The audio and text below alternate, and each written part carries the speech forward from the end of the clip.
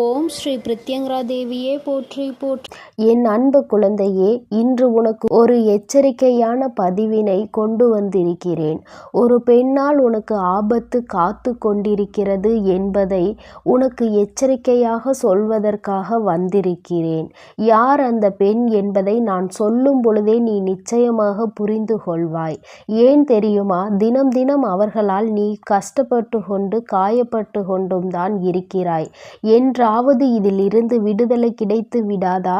என்றாவது இவர்கள் இடத்தில் இருந்து நாம் தப்பித்து விட மாட்டோமா என்று என் பிள்ளை தினமும் எண்ணி எண்ணி உனக்கான விடுதலை நாளை எதிர்நோக்கி காத்து கொண்டிருக்கிறாய். ஆனால் உனக்கு அதிலிருந்து இப்பொழுது விமோச்சனம் கிடைக்குமா என்று கேட்டால் நிச்சயமாக இல்லை. ஏனென்றால் இந்த பிரச்சனை இன்னும் சில நாட்கள் உன் வாழ்க்கையில் இருக்கத்தான் போகிறது. அதிலிருந்து உன்னால் தப்பிக்க முடியும். அதற்கான வழியினையும் அந்த பெண் உனக்கு அப்படி என்ன கஷ்டத்தை விளைவிக்கப் போகிறாள், உனக்கு என்ன ஆபத்தை கொடுக்க போகிறாள் என்பதை உனக்கு சொல்வதற்காகத்தான் இன்று உன் வராகி அம்மா நான் வந்திருக்கிறேன். என் தங்கமே, ஆபத்து என்று சொன்னவுடன் நீ பயப்பட வேண்டும் என்று நான் நினைக்கவில்லை. எனக்கு தேவை என் குழந்தை முன்கூட்டியே சுற்றி வருகின்ற பிரச்சனைகள் பற்றி தெரிந்து கொள்ள வேண்டும் என்பதுதான். எத்தனையோ கஷ்டங்களை கடந்து வந்துவிட்ட என் பிள்ளை இந்த கஷ்டத்தையும் கடந்து வர வேண்டும் அல்லவா? உன் வாழ்க்கையில் அப்படி என்னதான் உன்னை சுற்றி நடக்கிறது என்பதை நீ தெரிந்து கொள்ள வேண்டும் அல்லவா? ஒவ்வொரு நாளும் ஒவ்வொரு விதமான கஷ்டங்களை கடந்து வருகின்ற உனக்கு ஒரு பெண்ணால் தினம் தினம் மன உளைச்சல் வேறு எங்கும் இல்லை. அது உன்னுடைய இல்லத்தில்தான், உன்னுடைய குடும்பத்தில் ஒருவராக இருந்து கொண்டிருக்கிறார்கள். என் தங்கமே, அவர்களுக்கும் உனக்கும் இடையில் எப்பொழுதுமே கருத்து வேறுபாடு இருந்து கொண்டே இருக்கிறது. எதனால் இந்த கருத்து வேறுபாடு வந்தது என்று என் குழந்தை நீ இப்பொழுதெல்லாம் அதிகமாக யோசிக்க தொடங்குகின்றாய். ஆனால் உண்மையில் என்ன தெரியுமா? அந்த பெண்ணுக்கு உன்னுடைய மனதினை புரிந்து கொள்ள வேண்டும் என்ற எண்ணமே சுத்தமாக இல்லை. எப்பொழுதும் உன்னை காயப்படுத்த வேண்டும் என்கின்ற எண்ணம் மட்டும்தான் அவருக்குள் இருந்து கொண்டிருக்கிறது. அதனால் அவர்கள் உன்னுடைய மனதை காயப்படுத்த உன்னுடன் இருக்கின்றவர்கள், உன்னோடு அதிகமாக அன்பு வைத்து பழகுகின்றவர்களிடம் கொஞ்சம் காட்டமாக நடந்து கொள்கிறார்கள். உன்னிடத்தில் எந்த விதமான உறவுகளையும் வைத்து கொண்டாலும், உன்னிடத்தில் அன்பாக பேசிக் கொண்டிருந்தாலும் அவர்களுக்கு அது பிடிப்பதில்லை. மாறாக அந்த உறவில் எப்படியேனும் பிரிதலை ஏற்படுத்தி விட வேண்டும் என்பதில் அந்த பெண்ணானவள் மிகவும் கவனமாக கங்கணம் கட்டி கொண்டே திரிகின்றாள். உன்னுடைய மனதை காயப்படுத்த அவளுக்கு அத்தனை ஆசை. அது மட்டும் அல்லாமல் உன்னுடைய கடந்த கால வாழ்க்கையை பற்றி பேசி பேசி உன்னுடைய மனதை அதிகமாக துன்புறுத்தி கொண்டிருக்கின்றாள். என் தங்கமே, உண்மையாகவே என்ன தெரியுமா? அவள் மனதில் இருக்கின்றது, அவள் வாழ்க்கையில் நிறைய கஷ்டங்களை பார்த்து விட்டாள். அந்த கஷ்டங்கள் எல்லாமே அவளுடைய இந்த தேவையில்லாத எண்ணங்களால் வந்ததுதான்.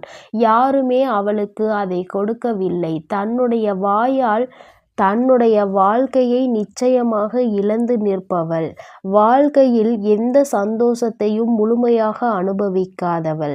அவள் மட்டுமல்லாமல் இந்த எண்ணத்தினால் அவளினுடைய மனதில் ஓடுகின்ற எண்ணங்கள் என்ன தெரியுமா? நம்மை போலதான் எல்லோரும் இருக்க வேண்டும், நம் முன்னால் யாரும் சந்தோஷமாக இருந்துவிடக்கூடாது.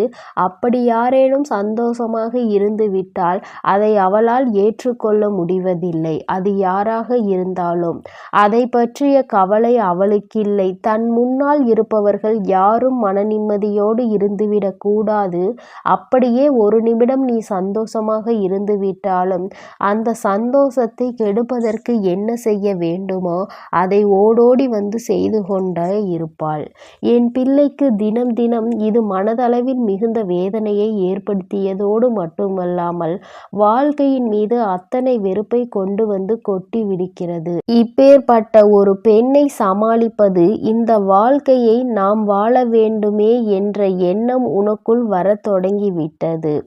என்னதான் செய்வது, இதற்கு முடிவுதான் என்னவென்று என் குழந்தை, உன் தாயானவள் என்னை நாடி வந்தாய். இந்த அம்மா உனக்கு இந்த வாழ்க்கைக்கு என்ன பதிலை தரப்போகிறாள் என்று நீ யோசிக்க தொடங்கி இருக்கிறாய் அல்லவா? என் தங்கமே, நான் இப்பொழுது இனி உன் வாழ்க்கையில் நான் என்ன நடக்கப் போகிறது என்பதை தெளிவாக சொல்கிறேன். என் குழந்தையே, அந்த பெண்ணின் மனதில் இருக்கின்ற எண்ணங்கள் இந்த தெய்வத்தால் ஏற்றுக்கொள்ள முடியும் என்று நினைத்து அவள் தெய்வத்தை விழுந்து விழுந்து வணங்கி கொண்டிருக்கிறாள். அடுத்தவர்களுக்கு கெடுதலை செய்துவிட்டு அவள் எத்தனை தெய்வத்தை விழுந்து விழுந்து வணங்கினாலும் அந்த தெய்வம் அவர்களுக்கு ஒரு நாளும் கை கொடுக்க போவது கிடையாது. தெய்வத்தின் மீது நம்பிக்கை இருப்பதாகவும் தெய்வம் தனக்கு எந்நாளும் துணை புரியும் என்று நினைத்து கொண்டு அவள் செய்கின்ற தவறையெல்லாம் தெய்வம் நின்று கொண்டு வேடிக்கை பார்ப்பதாக நீயும் நினைத்து விடாதே.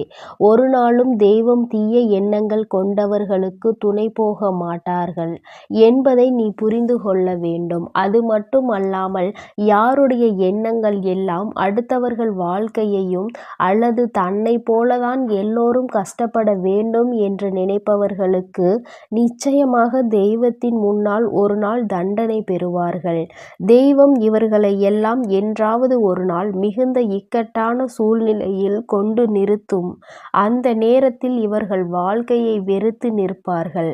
அது மட்டும் அல்லாமல் இனி ஒருபொழுதும் இது போன்ற தவறுகளை செய்ய மாட்டேன் என்று உன் காலில் விழுந்து மன்னிப்பு கேட்கின்ற நிலைமையும் அவர்களுக்கு தெய்வம் உருவாக்கி கொடுப்பார்கள் என்பதை நீ மறந்து விடாதே.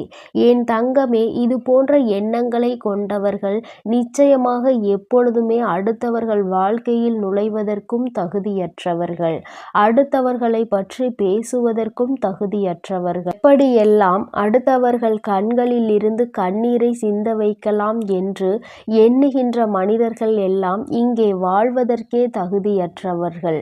அடுத்தவர்களுக்கு உதவிகளை செய்ய முடியாவிட்டாலும் எந்த விதமான துரோகங்களையும் எந்த விதமான கஷ்டங்களையும் கொடுக்காமல் இருந்தாலே போதும். ஆனால் இவர்கள் உன் வாழ்க்கையில் உனக்கு நடத்தவிருக்கின்ற விஷயம் என்ன தெரியுமா? எதற்காக அம்மா உனக்கு எந்த எச்சரிக்கையை கொண்டு வந்திருக்கிறேன் தெரியுமா? என் தங்கமே, உனக்கு மிகவும் நெருக்கமான ஒருவர், நீ இப்பொழுது மிகுந்த அன்போடு பேசிக்கொண்டு ஒருவரிடத்தில் உன்னை பற்றி நீ சொல்லாத ஒரு விஷயத்தை அவர்களை பற்றியது நீ சொன்னதாக சொல்லி அந்த உறவை உன்னிடத்தில் இருந்து பிரிப்பதற்கான திட்டம் அங்கே தீட்டிக் கொண்டிருக்கிறார்கள். இந்த திட்டத்தை நிச்சயமாக நீ நினைத்தால் முறியடிக்க முடியும். அது எப்படி தெரியுமா? முதலில் இந்த பெண்ணை பற்றிய உண்மையை உனக்கு மிகவும் நெருக்கமாக இருக்கின்றவர்களிடம் சொல்லிவிடு. இவள் என்ன சொன்னாலும் நம்பாதீர்கள். இவள் வாயில் இருந்து வருவது எல்லாம் பொய் மட்டும்தான். அடுத்தவர்களின் வாழ்க்கையை கெடுக்க நினைக்கின்ற எண்ணம் கொண்டவள். உங்களோடு பேசுவது பிடிக்காமல் இது போன்ற செயலை செய்ய துணிந்திருக்கிறாள். அதனால் இவள் வாயிலிருந்து என்ன விஷயங்கள் வந்தாலும் நம்பிவிடாதீர்கள். ஒருவேளை உங்களுக்கு சந்தேகம் இருந்தால் கூட அதை என்னிடத்தில் பேசி அந்த சந்தேகத்தை தீர்த்து கொள்ள வேண்டுமே தவிர ஒரு நாளும் நீங்களாகவே எந்த முடிவையும் எடுத்து விடாதீர்கள் என்று முன்கூட்டியே நீ சொல்லி வைத்துவிடு. நிச்சயமாக உன்னுடைய உண்மையான குணம் என்னவென்று தெரிந்தவர்கள் இது போன்றவர்கள் பேசுகின்ற வார்த்தைகளுக்கு செவிசாய்க்க மாட்டார்கள். என் தங்கமே, எல்லாமே ஒரு நாள் வாழ்க்கையில் நிச்சயமாக ஒரு முக்கியமான கட்டத்தை எட்டிவிடும். அதுபோலதான் இந்த பிரச்சனையும் உன்னுடைய வாழ்க்கையில் ஒரு முக்கியமான கட்டத்தை எட்டி பிடிப்பதற்காக காத்து கொண்டிருக்கிறது. சரியான சந்தர்ப்பம் வாய்க்கும் பொழுது இவர்கள் உன்னுடைய வாழ்க்கையை விட்டு தானாகவே ஒதுங்கி செல்வார்கள். என் குழந்தையே, ஆபத்து வருகிறது என்பதற்காக பயப்பட வேண்டாம். பயந்து வாழவும் வேண்டாம். இனி இவர்களை எதிர்க்க நீ துணிய வேண்டிய கட்டாயம் வந்துவிட்டது. சரியான நேரத்தில் சரியான பதிலடி கொடுக்க வேண்டிய கட்டாயம் இனி உன் வாழ்க்கையில் உனக்கு வந்துவிட்டது. இனி எப்பொழுதுமே என் பிள்ளை நீ சந்தோஷமான மனநிலையோடு இவர்கள் முன்னால் நீ வாழ்ந்து காட்ட வேண்டும் என்ற எண்ணத்தை மட்டும் ஒருபொழுதும் விட்டுவிடாதே. என்றுமே இந்த வராகி உன்னோடு துணை நிற்பேன். என் செல்ல குழந்தைக்கு இந்த வராகி அம்மாவினுடைய ஆசீர்வாதங்கள் எப்பொழுதுமே முழுமையாக கிடைக்கும். அதனால் என் அன்பு பிள்ளையே, நீ எதற்காகவும் கலங்காதே, எதை நினைத்தும் வருந்தாதே. நீ நல்லதையே நினை. உன் வாழ்வில் எப்பொழுதும் நான் உனக்கு நல்லதை மட்டுமே செய்து கொடுக்கிறேன். ஓம் ஸ்ரீ பிரத்யங்கரா தேவியே போற்றி போற்றி. ஓம் ஸ்ரீ பிரத்யங்கரா தேவியே போற்றி போற்றி.